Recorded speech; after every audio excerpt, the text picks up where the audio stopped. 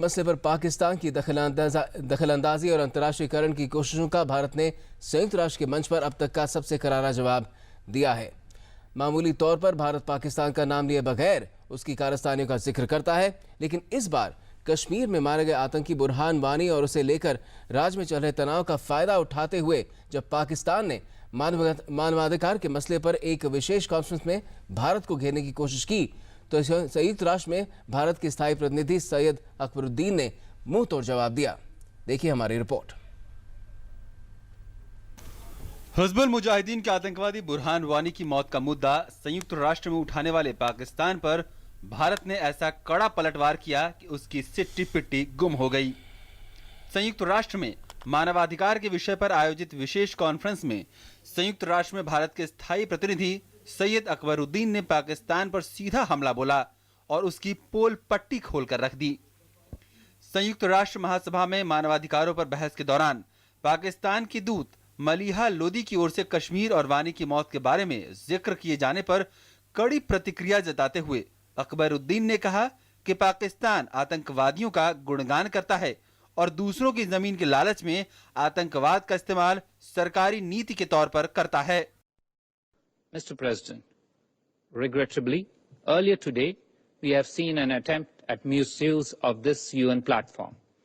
The attempt came from Pakistan, a country that covets the territory of others, a country that uses terrorism as state policy towards that misguided end, a country that extols the virtues of terrorists and provides sanctuary to UN-listed terrorists, and a country that masquerades its efforts as support for human rights and self-determination.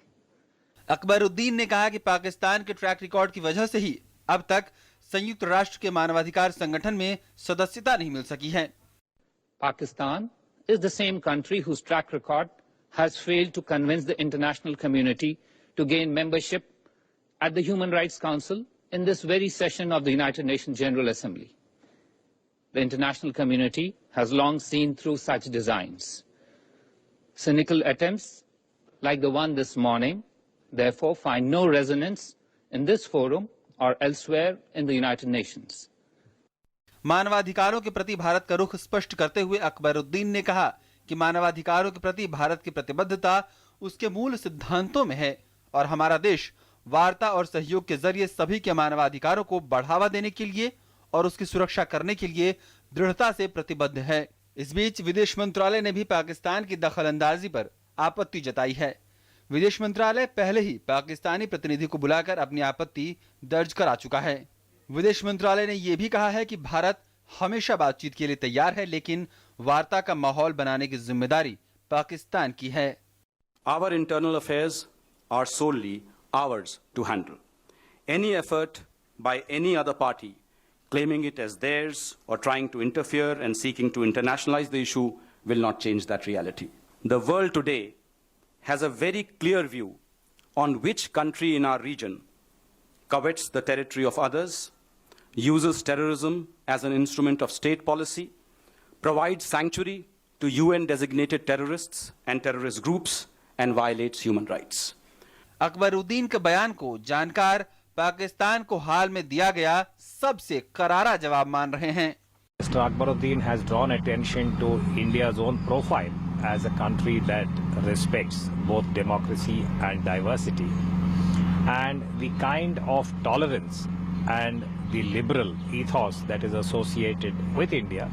Pakistan's own track record as far as human rights are concerned in its own country are deplorable. तमाम राजनीतिक दलों ने भी पाकिस्तान के बयान को खारिज करते हुए कश्मीर को भारत का अभिन्न अंग बताया है। भारत के अंदरूनी मामले पर कोई टिप्पणी करने से पहले पाकिस्तान को शायद इस पर विचार करना चाहिए कि विश्व में क्यों देश पाकिस्तान को एक आतंकवादी देश के रूप में देखना शुरू कर रहे हैं या देख रहे हैं। क्यों पाकिस्तान के अंदर से आतंकवादी संगठन जो हैं खुलेआम सरेआम कुछ भी कर सकते हैं, अन्य देशों के खिलाफ आतंकवादी घटनाएं रच सकते हैं जैसे भारत में होता रहा है, और पाकिस्तान के अंदर में भी आतंकवादी घटनाएं कैसे हो रही हैं। गौरतलब है कि केंद्र में एनडीए की सरकार बनने के बाद से नरेंद्र मोदी सरकार पाकिस्तान के साथ संबंधों को सुधारने के लिए कई कदम उठा चुकी है। खुद प्रधानमंत्री नरेंद्र मोदी ने न केवल अपने शपथ ग्रहण समारोह में पाक प्रधानमंत्री नवाज शरीफ को बुलाया, बल्कि पिछले साल वो उनके परिवार के समारोह में हिस्सा लेने के लिए लाहौर भी गए। इसके अलावा उफा और पेरिस जलवायु सम्मेलन के मौके पर भी शरीफ से रिश्तों को मजबूत बनाने के उपायों पर चर्चा की गई। लेकिन पाकिस्तान है कि बार बार कश्मीर का मसला यूएन में उठाकर और जम्मू कश्मीर में आतंकवादी गतिविधियों को बढ़ावा देकर अपना दोहरा चरित्र दुनिया को दिखाता है। दिल्ली से सुधाकर दास और अमृतपाल के साथ news night desk, DD news.